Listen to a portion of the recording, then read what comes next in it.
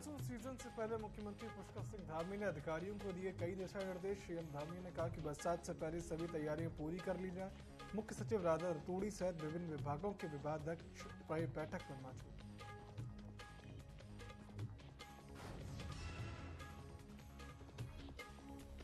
कांग्रेस भले उत्तराखंड में 5 लोकसभा सीटें हार गई हो, लेकिन देश भर में कांग्रेस के प्रदर्शन से कांग्रेसी कार्यकर्ता उत्साहित है। पूर्व मुख्यमंत्री हरीश रावत का कहना है कि हमारे कार्यकर्ता उत्साहित हैं क्योंकि देश चल पड़ा है और बदलाव की ओर।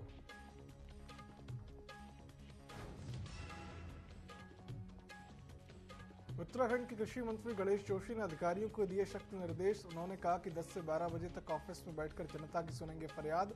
इसी के साथ देश के प्रधानमंत्री नरेंद्र मोदी के नेतृत्व में जो सरकार, उससे देश की 140 करोड़ जनता पूरी तरह से संतुष्ट।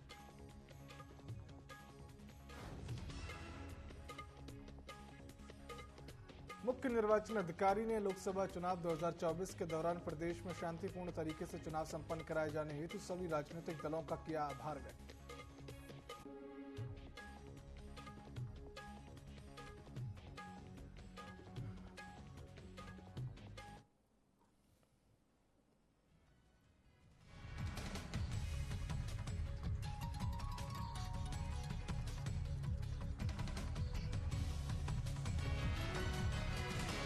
यूपी के गैंगस्टर भूमाफिया ने।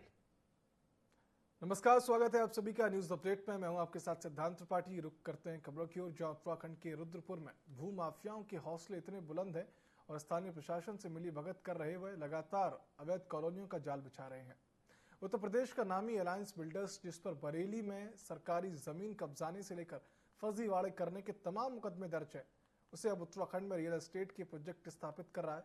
टीवी 24 ने अलायंस बिल्डर्स और उसके प्रोजेक्ट मैनचेस्टर पर कई दिनों तक पड़ताल की, जिसमें कई अहम खुलासे हुए। क्या है पूरी कहानी, आप भी देखिए।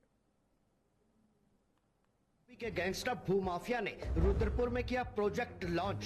फर्जीवाड़े के चलते जमानत पर है अलायंस बिल्डर के कई निदेशक। उत्तराखंड के रुद्रपुर में खरीद डाली है कई 100 एकड़ जमीन। जिस बिल्डर को किया योगी सरकार ने ब्लैकलिस्टेड, उसी बिल्डर के प्रोजेक्ट को उत्तराखंड सरकार ने किया अप्रूव। नवंबर 2022 में उत्तर प्रदेश के बरेली में सरकारी जमीन कब्जाने, धोखाधड़ी, जालसाजी करने के चलते बरेली विकास प्राधिकरण ने अलायंस बिल्डर के निदेशक समेत 17 लोगों पर एफआईआर दर्ज करवाई थी। जिसके बाद पुलिस ने अलायंस बिल्डर के निदेशक अरविंदर सिंह, निदेशक रमनदीप सिंह, अमनदीप व युवराज के खिलाफ लुकआउट नोटिस जारी किया और गैंगस्टर की कार्रवाई की। मामला हाईलाइट होने पर अलायंस बिल्डर के फर्जीवाड़े और जालसाजी के कई मामले सामने आते चले गए और सीएम योगी के कड़े निर्देश के बाद अलायंस बिल्डर की संपत्ति जब्त करने की कार्रवाई शुरू कर दी गई।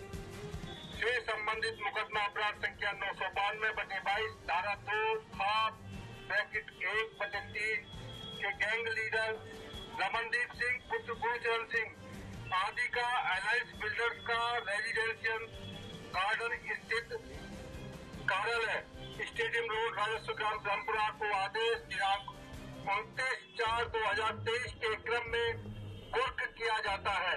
अलायंस बिल्डर ने 25 वर्षों से 100 करोड़ से अधिक की सरकारी जमीन कब्जा रखी थी, जिसे अलायंस बिल्डर के निदेशक खुर्द बुर्द कर बेचने की फिराक में थे। लेकिन योगी सरकार ने तत्काल कार्रवाई करते हुए अलायंस बिल्डर से सरकारी जमीन को मुक्त करवाया। इसके अलावा अलायंस बिल्डर ने कई लोगों से धोखाधड़ी कर उनकी जमीन कब्जाने, फर्जी रजिस्ट्री करने, जालसाजी से जमीन बेचने जैसे संगीन मामले सामने आते चले गए। जिसके बाद पुलिस ने अलायंस बिल्डर के ऑफिस और निदेशकों के ठिकानों पर छापेमारी की, जिसमें 41 बोरन में बंद हजारों की संख्या में रजिस्ट्रियां बरामद की गई और अलायंस बिल्डर के निदेशकों और कर्मचारियों को हिरासत में लिया गया और अलायंस बिल्डर की 150 करोड़ से अधिक की संपत्ति कुर्क करने की कार्रवाई की गई। अलायंस बिल्डर, जिसे उत्तर प्रदेश सरकार ने भूमाफिया होने के चलते गैंगस्टर और भगोड़ा घोषित किया हुआ है, उत्तराखंड में करोड़ों छाप रहा है। अलायंस बिल्डर उत्तर प्रदेश के बाद अब उत्तराखंड में फर्जीवाड़ा करने की कोशिश में है, जिसके चलते उत्तराखंड में भी कई 100 एकड़ जमीन अधिकारियों की सांठगांठ के चलते खरीद चुका है। अलायंस बिल्डर ने नया प्रोजेक्ट अलायंस मैनचेस्टर नाम से रेरा में पंजीकृत करवा दिया है।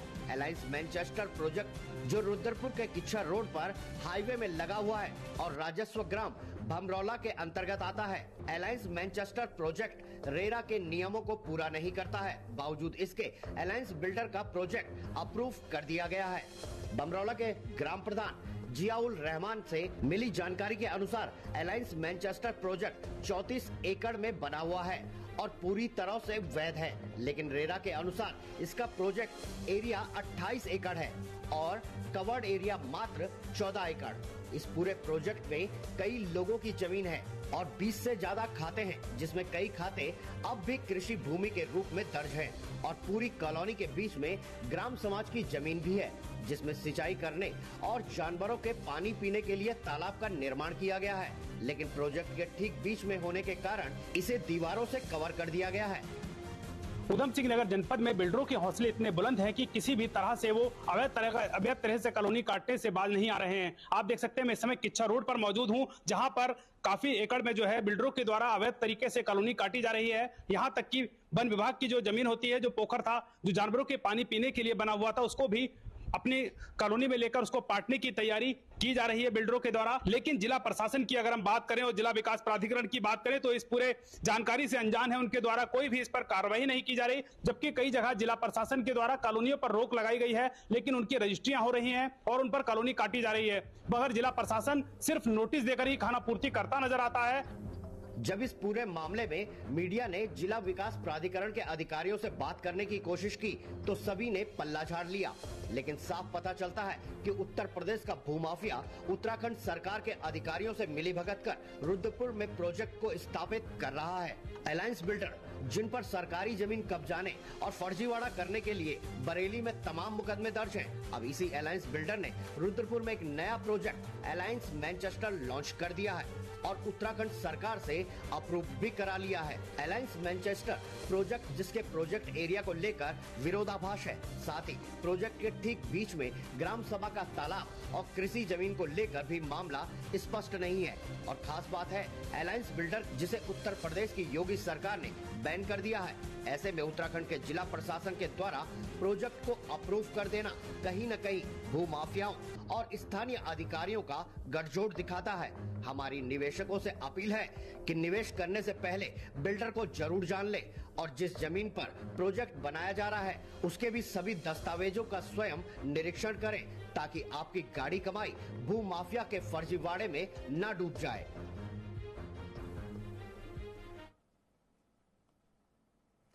नैनीताल के बजेड़ी गांव स्थित प्राथमिक विद्यालय में मंगलवार दोपहर अचानक आग लग गई, जिससे कि इलाके में सनसनी फैल गई। आग से विद्यालय भवन के कार्यालय में रखे महत्वपूर्ण दस्तावेज समेत फर्नीचर जलकर राख हो गए। सूचना पर पहुंची दमकल विभाग की टीम तत्काल मौके पर वहां पहुंची। राहत की बात यह है कि इस आगजनी के दौरान स्कूली छात्र छात्राओं कक्ष से बाहर थे और कोई जनहानि नहीं हुई है। दमकल विभाग ने आग को विद्यालय के अन्य हिस्सों में फैलने से बचाया।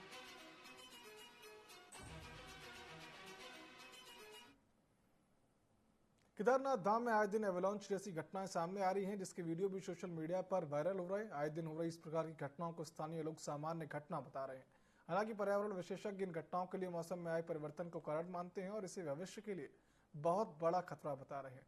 वहीं केदारनाथ धाम के तीर्थ पुरोहित हिमांशु तिवारी ने बताया कि केदारनाथ धाम के ठीक पीछे चोराबाड़ी क्षेत्र में इस प्रकार की ग्लेशियर टूटने की घटनाएं होती रहती हैं। भ्रामक जानकारियां फैलाकर लोगों को भ्रमित करने वालों के खिलाफ कार्रवाई होनी चाहिए।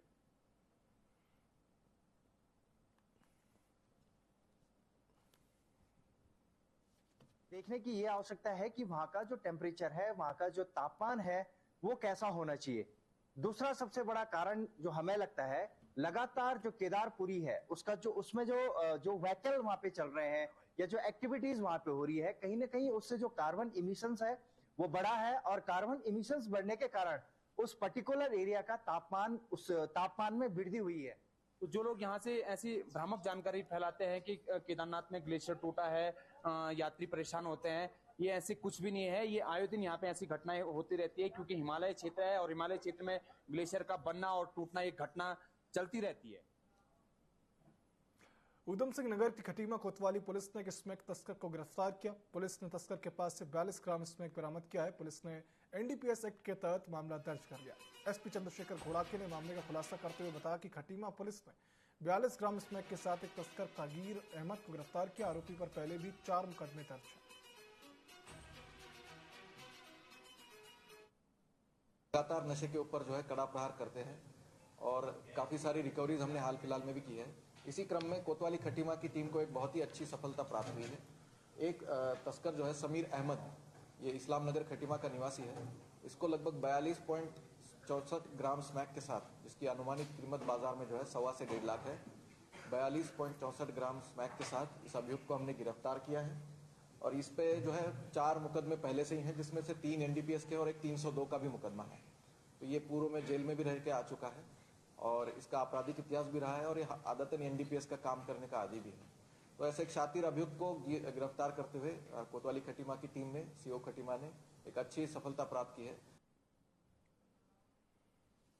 टनकपुर तवाघाट सड़क पर मंगलवार को एक दर्दनाक सड़क हादसा हुआ, जिसमें 2 लोगों की मौत हो गई। बताया जा रहा है कि कार धारचूला से तवाघाट जा रही थी, तभी रोकती पुल के 0 पॉइंट के पास अनियंत्रित होकर वह दुर्घटनाग्रस्त हो गई, जिसमें कि एक युवक की मौके पर ही मौत हो गई है। वहीं कार में सवार एक बच्चे की भी इलाज के दौरान मौत हो गई। फिलहाल हादसे में घायल एक और बच्चे का इलाज अस्पताल में जारी है। इधर पुलिस ने मामला दर्ज करते हुए आगे की जांच शुरू कर दी है।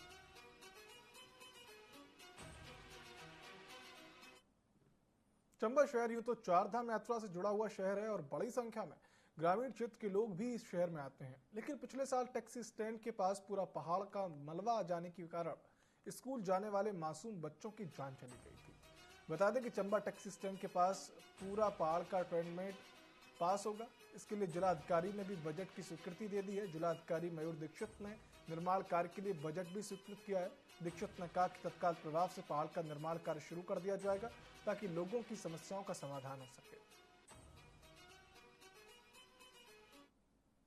लैंडस्लाइड हुआ था, उसकी हमने एक डिटेल स्टडी कराई है THDC के माध्यम से और उसमें हम लोग जनपद से धनराशि आवंटित करेंगे THDC को और THDC के द्वारा ही वहाँ पर स्लोप ट्रीटमेंट का काम और मलबा निस्तारण का काम किया जाएगा। रुद्रपुर में कांग्रेसियों ने नीट परीक्षा में धांधली, टोल टैक्स और दूध के दामों में बढ़ोतरी को लेकर विरोध प्रदर्शन किया। साथ ही केंद्र और प्रदेश सरकार का पुतला दहन भी किया। कांग्रेस नेताओं ने केंद्र सरकार पर युवाओं के भविष्य से खिलवाड़ करने का आरोप लगाते हुए परीक्षा में धांधली की CBI जांच की मांग की। इस दौरान कांग्रेस महानगर अध्यक्ष श्री P शर्मा ने कहा कि नीट परीक्षा में बड़े पैमाने पर धांधली से भाजपा सरकार का बेरोजगार विरोधी चेहरा एक बार फिर सामने आ चुका है। छात्र छात्राएं हैं जो दिन रात मेहनत करते हैं, पढ़ते हैं और उनके माता पिता किस किस हालात में उनको पढ़ा के, कैसे कर्जा करके लोगों से पैसा लेके अपने बच्चों के भविष्य के लिए उनको अच्छी शिक्षा देने का काम करते हैं। उनको वो बच्चे मेहनत करते हैं, लेकिन दुर्भाग्य है इस प्रदेश का और इस देश का कि जब से भाजपा सरकार सत्ता में आई है पूरे के पूरा सिस्टम, पूरा का पूरा सिस्टम हाईजैक किया जा रहा है। पेपर लीक किए जा रहे हैं, नीट का पेपर लीक किया गया, सब इसका एक माफिया बन चुका है। भाजपा सरकार में एक ऐसा माफिया गिरोह बन चुका है जो हमारे देश के युवाओं से, छात्र छात्राओं से खिलवाड़ कर रहा है। आज हमारे प्रदेश अध्यक्ष करण महाराज जी के दिशा निर्देश के अनुसार हमने DD चौक पर पुतला फूंका और हमने मांग की है कि जिस प्रकार से छात्राओं के भविष्य से खिलवाड़ किया जा रहा है ये बंद। उत्तराखंड के पूर्व मुख्यमंत्री त्रिवेंद्र सिंह रावत हरिद्वार लोकसभा सांसद का चुनाव जीतने के बाद आज हरिद्वार स्थित जिला भाजपा कार्यालय पहुंचे। हरिद्वार सांसद त्रिवेंद्र सिंह रावत ने लोकसभा चुनाव के दौरान भाजपा कार्यकर्ताओं की भागीदारी निभाने वाले सभी कार्यकर्ताओं का आभार व्यक्त किया। ऐसे में हरिद्वार सांसद से हरिद्वार को नशा मुक्त कराने को लेकर सवाल पूछा गया तो हरिद्वार सांसद ने कहा कि हरिद्वार को नशा मुक्त कराने की वे कोशिश करेंगे। बहुत बड़ी समस्या है और भारत सरकार ने इसके लिए काफी फोकस किया है। अभी आप देख रहे हो कुछ दिनों से, कुछ 5-7 महीनों से, 8 महीनों से काफी धरपकड़ हो रही है और हमारे राज्य में भी हमारे मुख्यमंत्री जी भी उसके लिए काफी संजीदा है और वो भी लगातार इस पर काम कर रहे हैं। भाजपा के टिकट पर चौथी बार कमल खिलाने वाली सांसद माला राज्यलक्ष्मी शाह को इस बार भी मोदी कैबिनेट में कोई जगह नहीं मिली। ऐसे में कांग्रेस के प्रदेश महामंत्री नवीन जोशी ने भाजपा पर कटाक्ष करते हुए कहा कि यह बहुत दुर्भाग्यपूर्ण बात है कि भाजपा सिर्फ महिला सशक्तिकरण की बात करती है और धरातल में कुछ नहीं करते। उत्तराखंड से हमें कि आप महिला सशक्तिकरण की बात करते हुए माला लक्ष्मी जी को यहाँ से कैबिनेट में लेंगे, लेकिन आपने उनको नहीं लिया। आपने किसी को कैबिनेट में नहीं लिया। उत्तराखंड को मात्र एक सीट दी राज्य मंत्री की। यह उत्तराखंड का सम्मान नहीं बल्कि उत्तराखंड का अपमान है।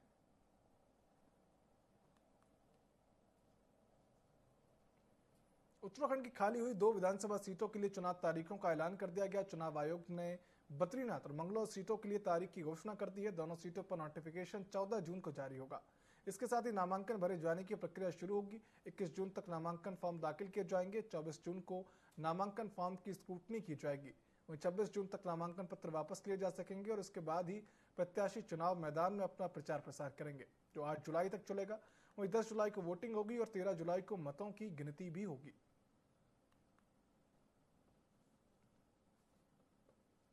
जो हमारी बद्रीनाथ विधानसभा है, इसके जो बाई इलेक्शन है, इसमें टोटल 1,02,145 हमारे जो टोटल मतदाता हैं जिन्होंने अभी वोट करना है। इसके अलावा 2566 हमारे सर्विस वोटर्स हैं जो ETVPS के माध्यम से वोट करेंगे। और हमारे टोटल बूथ जो हैं 210 बूथ्स हैं पूरी बद्रीनाथ विधानसभा में, जहाँ पे वोटिंग इस बार होनी है बाई इलेक्शन में।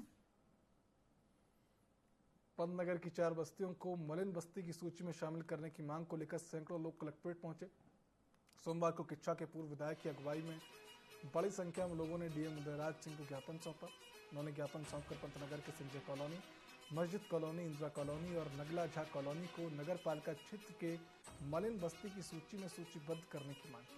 उन्होंने बताया कि नगला नगर पालिका क्षेत्र में 70 के दशक से ये बस्तियां बसी हुई हैं, लेकिन क्षेत्रीय विधायक को इसकी चिंता नहीं है।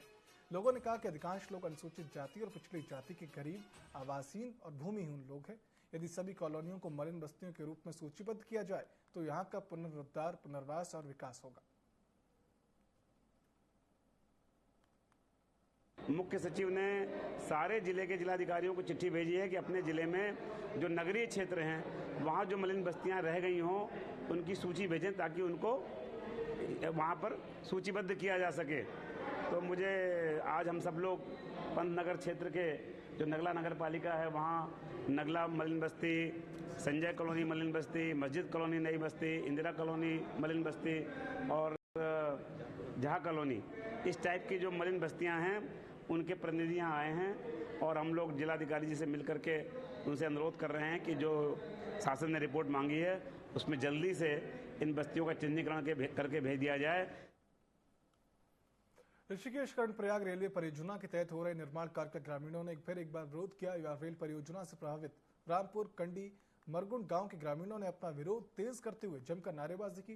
दरअसल टनल निर्माण के लिए की गई ब्लास्टिंग से रामपुर गांव में ग्रामीणों के घरों में दरारें आई थी, जिससे ग्रामीणों को कभी भी घर ढहने का डर सता रहा था। वहीं दूसरी ओर रेलवे परियोजना के निर्माण कार्य के कारण गांव के पास बहने वाले हानिकारक रासायनिक धूल, पानी और मलबे ने मूल जल स्रोत को सुखा दिया है, जिसके चलते ग्रामीण गंदा पानी पीने को मजबूर हैं। ग्रामीणों ने बताया कि रेल परियोजना के आने से उन्हें खासा नुकसान उठाना पड़ा है, जबकि बह रहे पानी को भूमिगत करने का आश्वासन जिम्मेदारों ने दिया है। बावजूद केमिकल से भरा धूल पानी अभी भी खुले में बह रहा है। वहीं LNDT कंपनी के रेल परियोजना अधिकारी ने कहा कि लोगों की समस्याओं को दूर करने का प्रयास किया जा रहा है। जाम लगाया था, इन्होंने बोला कि हम यहाँ मीटिंग कराएंगे, तहसील वाले आएंगे, यो आएंगे, सो आएंगे, आए हैं। फिर इन लोगों ने कहा कि हम तुम्हारा मकान नाप के ले गए। सारे लोग यहाँ के परेशान हैं, सारी जनता परेशान है। गांव रामपुर है, कंडी है, मरगुण है, सेम है, 4 गांव के लोग हैं। हमेशा हमको ऐसे कह रहे हैं कि हम तुमको कर देंगे, वो देंगे, सो देंगे। फिर हमारे मकान नाप के ले गए हैं।